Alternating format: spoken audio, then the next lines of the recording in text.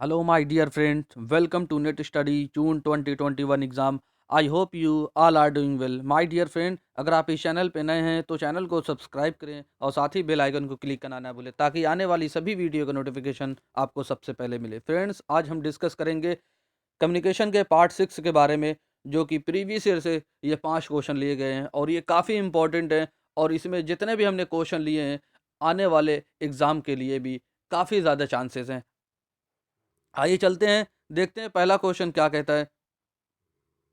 The first question is, in circular communication the encoder becomes a decoder when there is. तो friends, इसमें कहा गया है कि सर्कुलर कम्युनिकेशन होता है, यानी सर्कुलर जो कम्युनिकेशन होता है, वो जो जो इनकोडर होता है वो डिकोडर कब बन जाता है उसके बारे में बात की जाती है। यानी अगर अगर एक लफ्ज़ों में कहा जाए तो जो मैसेज भेजता है वो कब मैसेंजर जो है कब रिसीवर हो जाता है उसके बारे में यहाँ बात की जाती है। तो फिर ऑप्शन ए देखते हैं तो कहता है कि नॉइस, क्या नॉइस से, या ऑप्शन बी ऑडियंस, या option C criticality, option D feedback.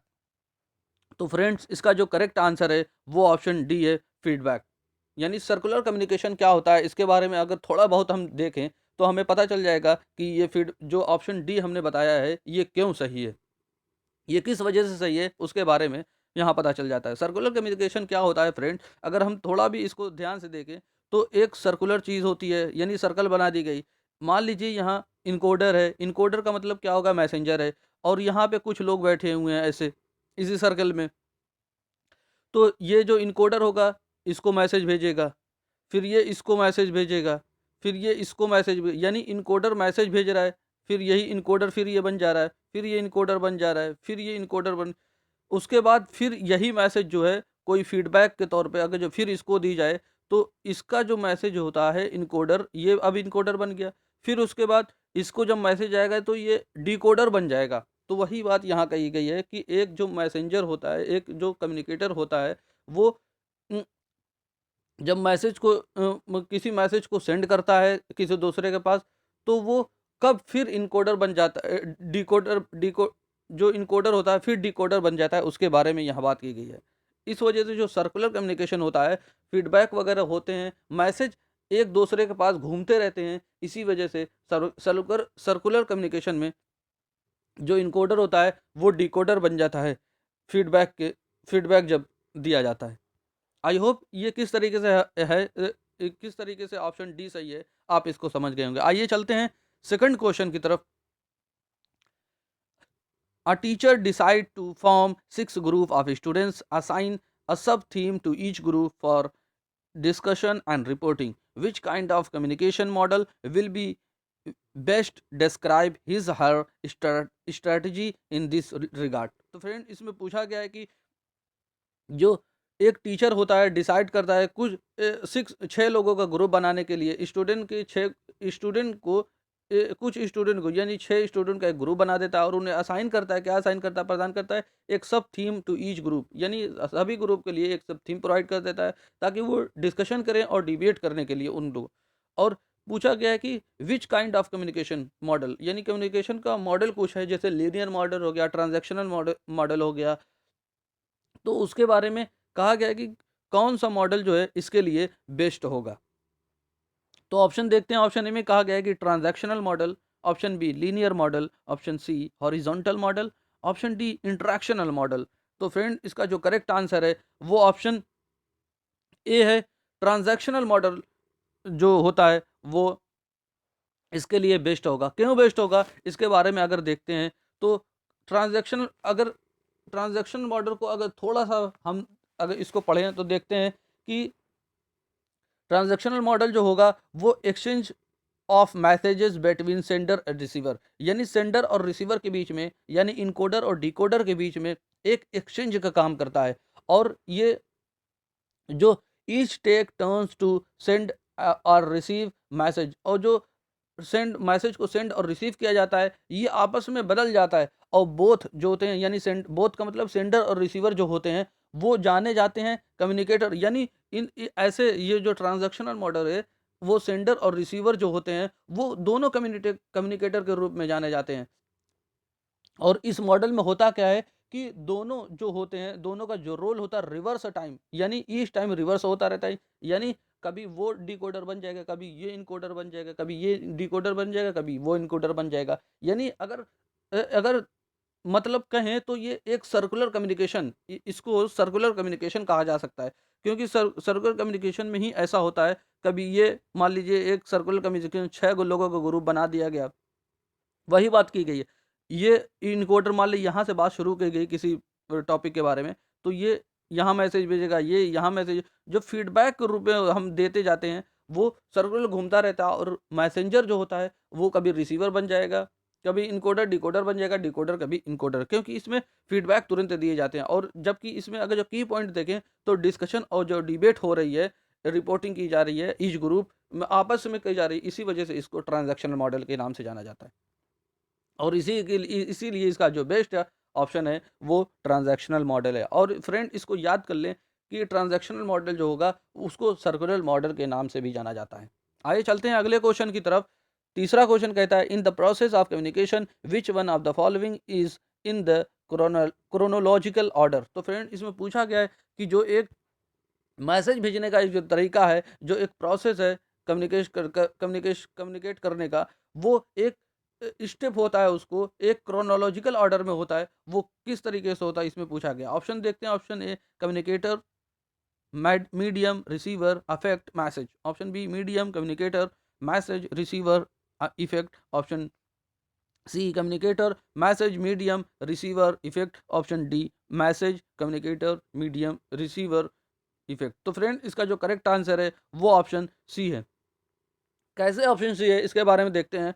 तो क्योंकि अगर कोई भी मैसेज हमें एक पर्सन से दूसरे पर्सन तक पहुंचाना है, यानी हम मान लीजिए एक मैसेंजर हैं, हम एक जो है कम्युनिकेटर हैं, और हम दूसरे को अपना मैसेज कैसे पहुंचाएं, वो किस किस प्रोसेस से होकर गुजरेगा, उसके बारे में यहाँ बात की जा रही है। अगर कम्युनिकेटर ही होगा सबसे पहले, तो कम्युनिकेटर किस किस ऑप्शन में है, कम्युनिकेटर इसमें भी है, इसमें तो नहीं है, इस वजह से ये गलत हो जाएगा। ऑप्शन डी भी गलत हो जाएगा, क्योंकि इसमें मैसेज सबसे पहले का क्या क्योंकि मैसेज के होने से पहले भी कम्युनिकेटर का होना ज़रूरी होता है। अगर ऑप्शन ए को देखते हैं, कम्युनिकेटर, फिर मीडियम, फिर रिसीवर, अफेक्ट, मैसेज। अफेक्ट जो होगा माय डियर फ्रेंड, ये लास्ट में करेगा, क्योंकि जब हमें कुछ मैसेज ही पता नहीं है तो हम कैसे अफेक्ट हो सकते हैं। तो हमारा ऑप्शन जो बनता है वो option C is the correct answer of this question, क्योंकि हम कम्युनिकेटर हो गए, फिर मैसेज कोई भेजेगा, किस मीडियम के थ्रू भेज रहा है, फिर उसको कोई प्राप्त करने वाला भी होगा, फिर उसके बाद इफेक्ट है, यानी जब मैसेज को वो सुन लेगा तो फिर उसके बाद उस पर क्या प्रभाव पड़ता है, क्या इफेक्ट पड़ता है, वो ये लास्ट स्टेप होता है, एक जो प्रोसेस होता है कम्युनिकेशन का, उसके लिए। आई होप ये क्वेश्चन हमने काफ़ी मतलब अच्छे से डिस्कस किया, आप इसको समझ गए होंगे। फिर भी अगर आपको इसमें कोई डाउट हो तो आप कमेंट सेक्शन में कमेंट कर सकते हैं। चौथा क्वेश्चन है friends, imagine you are working in an educational institution where people are equal status, which method of communication is best to suited and normally employed in the such context. तो friend इसमें पूछा गया है कि अगर आप imagine करें कि you are working an educational institution, आप एजुकेशनल इंस्टीट्यूशन में काम कर रहे हैं, और जहाँ पे लोग जो है इक्वल स्टेटस रख रहे हैं, यानी जो स्टेटस है उनका, जो उनका पद है, जो उनका मतलब कई लोग उसमें काम कर रहे हैं, उनको समान रूप से इक्वल ट्रीट किया जा रहा है। तो उसी के लिए पूछा गया है कि विच काइंड ऑफ कम्युनिकेशन, किस तरीके विच मेथड ऑफ कम्युनिकेशन, कम्युनिकेशन का जो मेथड होता है वो बेस्ट होगा, इसके लिए बेस्ट होगा। तो ऑप्शन देखते हैं। Option A horizontal model, horizontal communication. Option B vertical communication. Option C corporate communication. Option D cross communication. तो फ्रेंड इसका जो करेक्ट आंसर है ऑप्शन ए है हॉरिजॉन्टल कम्युनिकेशन, क्योंकि अगर की पॉइंट को हम देखें फ्रेंड्स अगर की पॉइंट को हम देखें, इक्वल स्टेटस किसमें होगा, अगर हम थोड़ा सा भी ध्यान यहाँ पर लगाएं तो हमें पता चल जाता है यहीं से कि हॉरिजॉन्टल का मतलब क्या होता है, एक खड़ी लाइन होती है। क्या खड़ी लाइन में कभी इक्वल स्टेटस हो सकता है? क्योंकि ये यहाँ पे एक व्यक्ति है, यहाँ पे एक व्यक्ति है, यहाँ पे एक व्यक्ति है, यहाँ पे, यानी ये जो वर्टिकल होता है, वर्टिकल फॉर्म होता है, ये नहीं हो सकता। अगर हॉरिजॉन्टल की बात करें, हॉरिजॉन्टल लाइन ऐसे होती है। अगर हॉरिजॉन्टल में बात करें तो इक्वल स्टेटस कहाँ हो सकता है? हॉरिजॉन्टल में हो सकता है। क्योंकि यहाँ पे एक व्यक्ति होगा, यहाँ पे यानी सब बराबर हैं, यहाँ पे इक्वल ट्रीट किए जा रहे हैं। इसी वजह से इसका ऑप्शन जो होगा एक करेक्ट आंसर होगा, जो कि हॉरिजॉन्टल कम्युनिकेशन होगा।